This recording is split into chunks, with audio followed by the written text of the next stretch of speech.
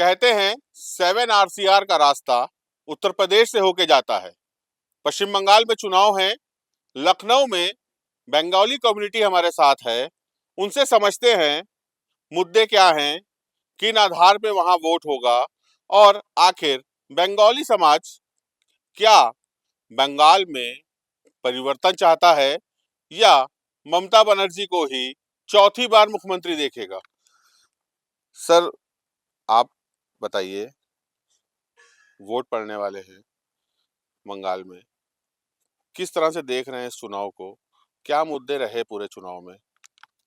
देखिए, इस बार का चुनाव ज़रा अलग है, क्योंकि इस बार अ, अगर देखा जाए तो विरोधी पार्टियों में अगर इलेक्शन की बात होए, तो सिर्फ़ तृणमूल और बीजेपी के अंदर ही फाइट है, क्योंकि वहाँ पे कांग्रेस करीब-करीब लुप्त हो चुकी है और सीपीएम का एक जो युग था, 35 साल सीपीएम ने वहाँ पे राज्य किया, लेकिन सीपीएम के बाद तृणमूल आई, तृणमूल ने 15 साल राज किया। इसलिए बीजेपी ने स्लोगन दिया है कि 35 साल कम्युनिस्ट सीपीएम को देखा, 15 साल तृणमूल को देखा, 5 साल हमको भी दीजिए। बीजेपी का मेन मकसद यही है। देखिए, जहाँ तक है कि जो भी सिस्टम बंगाल का एक सिस्टम ऐसा है, जैसा हम लोग लखनऊ में चूँकि हम लोग रहते हैं, हम लोग यहीं के बॉर्न एंड ब्रॉट अप हैं और हम लोग भी कलकत्ता की खबरें सुनते हैं, कलकत्ता कलकत्ता में रिलेटिव्स हैं, जो उन लोगों से समाचार मिलती है। परिवर्तन एक बार आदमी ज़रूर चाहता है कि जो बीजेपी बातें बोल रही है कि भाई आपने सबको मौका दिया, एक मौका हमको भी दीजिए। तो इसलिए पब्लिक भी ज़रा-सा जैसा हम लोग यहाँ बैठ के महसूस कर रहे हैं कि कुछ पब्लिक वहाँ के लोग इस आश्वासन पे शायद ये सोच रहे हैं कि बात सही है, एक बार बीजेपी को भी मौका दिया जाए। लेकिन वहाँ का जैसा कल्चर है, जो सिस्टम है, वहाँ पे जो गाँव है, गाँव में एक्चुअली वहाँ की पॉलिटिक्स गाँव की पॉलिटिक्स है, शहर की पॉलिटिक्स नहीं है। शहर में जो पढ़े-लिखे लोग हैं, वो तो अपने हिसाब से वोट करते हैं, लेकिन जो गाँव में जो सिंडिकेट या गाँव में जो भी है, जो भी कहा जा रहा है, वो बेसिकली गाँव बेस्ड है। तो हमारे ख़्याल से जहाँ तक मेरा सोचना है या मैं अगर पर्सनल अपनी राय बताऊँ, तो एक बार बदलाव होना चाहिए। एक बार भई सबको देखा बार-बार, हमको भी देखो एक बार, तो ये सर, अच्छी चीज़ है। ममता बनर्जी बड़े-बड़े दावे भी करती हैं कि 15 साल से एक अच्छा शासन चल रहा है पश्चिम बंगाल में। आप बताते हैं कि कुछ रिलेटिव्स आपके वहाँ रहते हैं, उनसे बातचीत होती होगी। क्या लगता है, उन्होंने कभी कुछ ऐसे मुद्दे बताए आपको कि जो कमियाँ 15 साल में भी पूरी नहीं कर पाई ममता बनर्जी? देखिए, सबसे बड़ी बात जो इस समय बंगाल का जो मेन फैक्टर है, ये जितने स्कैम्स हुए हैं, वो स्कैम अगर ममता देखिए, ये तो बात इसमें कोई दो राय नहीं, उनके जैसे लड़ाकू नेत्री, ममता बनर्जी जी जैसे लीडरशिप, ये तो माने आप शुरू से अगर देखा जाए, उन्होंने कांग्रेस में थी, वो कांग्रेस छोड़ के वो तृणमूल किया। उनके साथ जो कांग्रेस ने जो भी किया, उन्होंने छोड़ के इधर इन्होंने जॉइन किया।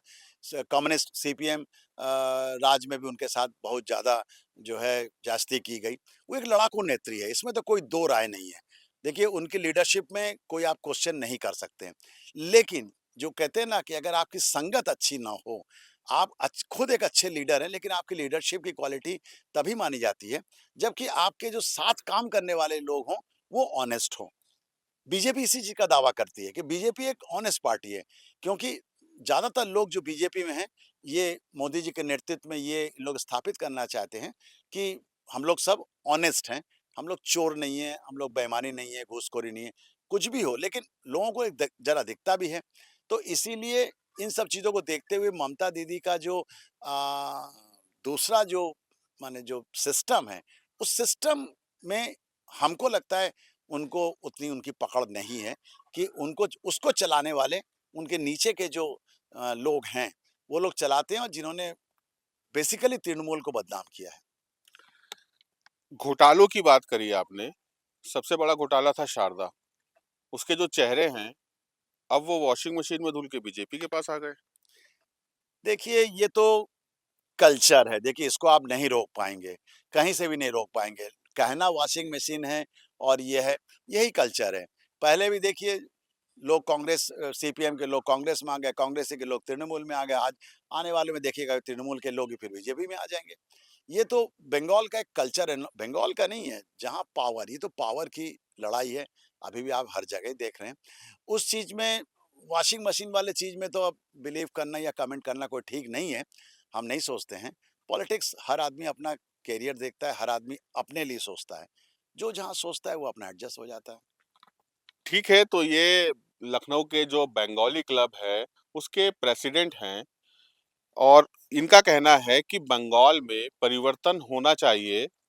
कई मुद्दे हैं, आगे महिला हैं, यहाँ की वाइस प्रेसिडेंट हैं, उनसे समझेंगे। मैम, खेला होबो? খেলা হবে না মানে খেলা তো শুরু হয়েই গেছে অ্যাকচুয়ালি বলতে গেলে। क्या लगता है कि अगर परिवर्तन होता है तो क्या मुद्दे रहेंगे?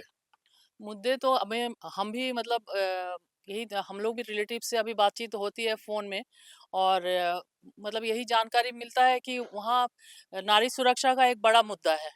मतलब आप वहाँ की जो नेत्री हैं वो कहती हैं कि 8 बजे से 8 बजे तक घर में रहना। तो अभी इतना दुनिया आगे बढ़ गया उसमें लड़कियों के इतने पढ़े लिखे और कलकत्ता तो आप जानते ही हैं सांस्कृतिक इसमें और लिटरेचर इसमें कितने आगे बढ़े हुए हैं हर वो दूसरे उससे। तो वहाँ की लड़कियों को ये रोक लगाया जाता है कि 8 बजे के बाद घर में रहो। तो और क्योंकि अच्छा वो डरते हैं कि नारी सुरक्षा का एक है ये है और दूसरी बात है वहाँ के यूथ को नौकरी नहीं है मतलब जैसा हमने सुना है हम तो यूपी में रहते हैं यहाँ तो हम लोग एकदम बिल्कुल सेटिस्फाइड हैं और कुछ मतलब समझ में ही नहीं आता है लेकिन वहाँ से जैसा फीडबैक मिल रहा है उस हिसाब से तो ये 2 पॉइंट हमको लगता है बहुत मतलब ज़्यादा इम्पोर्टेंट है। ममता बनर्जी तो बड़े-बड़े दावे करती हैं कि रात के 11 बजे भी हमारे यहाँ लड़कियां सेफ हैं, रात के 1 बजे भी आ जा सकती हैं, काम करने जाती हैं। उनकी स्टार प्रचारक सयानी घोष लगातार जय बांग्ला कर रही हैं, महिला सुरक्षा पे बात कर रही हैं। तो करती तो है वो तो ठीक है लेकिन मतलब मतलब जो देखते हैं प्रैक्टिकल इसमें एक्चुअली लड़कियां सेफ नहीं है वहाँ पे ये तो दिखाई पड़ रहा है और वहाँ की जो मतलब जनता है जो मतलब वहाँ जो काट जहाँ रह के काटते हैं उनको तो ज्यादा मतलब पता होता है ना तो वो लोग कहते हैं कि यहाँ पे नारी सुरक्षा कुछ वो है नहीं। ऐसे तो ममता बनर्जी मैडम तो बोलती हैं कि सुरक्षित है वैसे। तो महिला सुरक्षा भी एक बड़ा मुद्दा है। वोटिंग शुरू हो चुकी है। आप समझ सकते हैं कि लोकतंत्र की जीत कैसे हुई थी फर्स्ट फेज में 90% के पार वोटिंग हुई थी और आज उम्मीद चुनाव आयोग और देश की जनता लगा के बैठी है कि ये आंकड़ा उससे भी बढ़ के होगा। एक और हमारे साथ यहाँ पे बंगाली समुदाय के हैं, उनसे समझेंगे। आप बताइए, मुद्दे महिलाओं पे भी बात हो गई, करप्शन पे भी बात हो गई। असल में बंगालीज किस तरह से अपने आप को प्रोटेक्शन चाहते हैं, किस तरह से वो चाहते हैं कि वो अपने कामों पे जाएं, उनका परिवार भी सेफ रहे, ऐसी सरकारें उनको मिलती रहें, उसको लेकर क्या क्या सोच है बंगालीज की?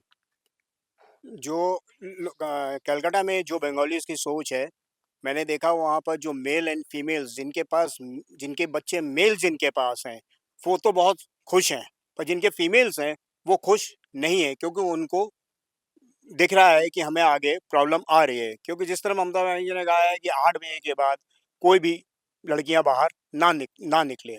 सेकंड है कि उसमें जो जॉब वाली आ रही है, अबाउट 6,841 के आसपास की फैक्ट्रियाँ लास्ट 14 साल में बंद हो गई हैं।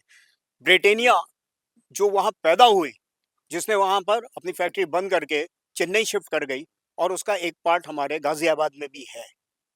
तो ये चीज़ है कि वहाँ पर जॉब कुछ नहीं है।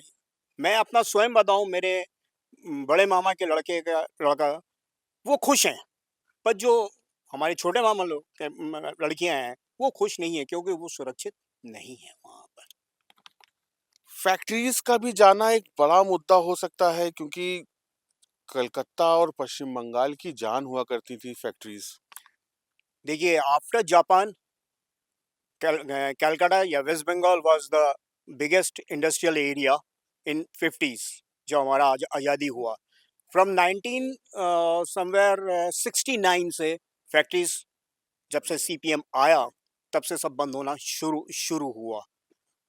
रीज़न क्या है कि वही लाल झंडा, शाम को हमको एक जगह होना है और हमको जो डिस्कशंस करने हैं और सुबह जाके उसको अप्लाई करके फैक्ट्री में काम नहीं करना है। हमको काम करना है 10 से 5। अगर हमारी कंपनी कहती है नहीं आज 1 घंटा और काम करो, तो वो नहीं करेंगे। उसके लिए पैसा चाहिए। इवन अगर वो कोई नया प्रोडक्ट लाते हैं तो कंपनी को नया प्रोडक्ट इंट्रोड्यूस करने के लिए यूनियन से बात करनी पड़ती है। यूनियन कहता है पैसा लाओ, मतलब कर्मचारियों के लिए पैसा लाओ तब तुम नया प्रोडक्ट दोगे, भले ही वो प्रोडक्ट फेल हो जाए। ये प्रॉब्लम है। आप जाएंगे देखेंगे जो बड़ी बड़ी फैक्ट्री, इवन ऊषा खत्म, वहां से कुछ भी नहीं, ऊषा का कुछ नहीं है। ब्रिटानिया बंद कर दिए। इवन रैकेट एंड कोलमैन जो कलकत्ता में ही पैदा हुआ, 51 चौरंगी लेन उसका एड्रेस होता था, वो शिफ्ट कर गया गुड़गांव, शिफ्ट कर गया वहां से। ये चीज है। बड़ी एक तरीके से नाकामी कह सकते हैं इसको। पूर्व की सरकारों में जिस तरीके से लगातार बंद होती चली गई फैक्ट्रीज और बड़े-बड़े उद्योग जो वहाँ पे ताले पड़ते चले गए। मोदी जी ने गारंटी दी है कि आने वाले समय में वो बंद फैक्ट्रीज खुलवाई जाएंगी। तो क्या लगता है कि इस बार कुछ बदलाव दिख रहा है?